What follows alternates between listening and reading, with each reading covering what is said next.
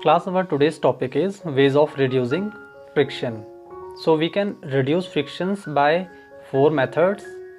First is by making the surface smooth. You all know smooth surfaces contain a very less friction. So by the use of smooth surfaces we can reduce friction. Second is by use of lubricants. Any kind of lubricants gives the smoothness. That's why we can reduce the friction with the help of lubricants. Third is by the use of ball bearing. You all know your rolling friction is less than static friction and sliding friction. This is the ball bearings. These are the balls which rolls between two surfaces, and here you can see there is a rolling friction. So because of rolling there is a rolling friction which is very less.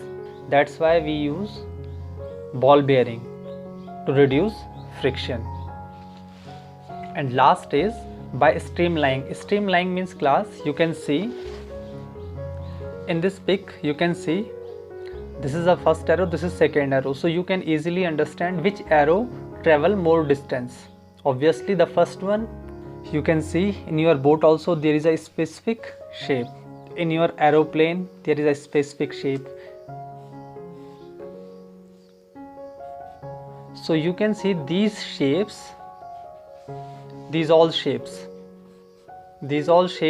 are streamlined shapes, and because of these shapes your friction is very less. Why, class? Because when you are talking about this shape, this is a streamlined shape, it contains a very less area in the front side.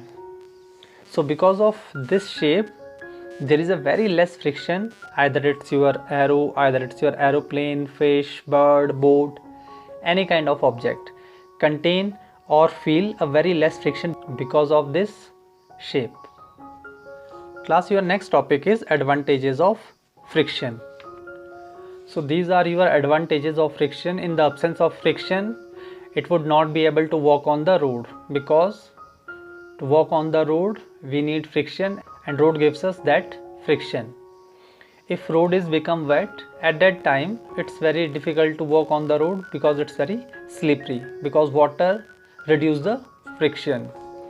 We slip on icy road or polished smooth surface because of the less friction.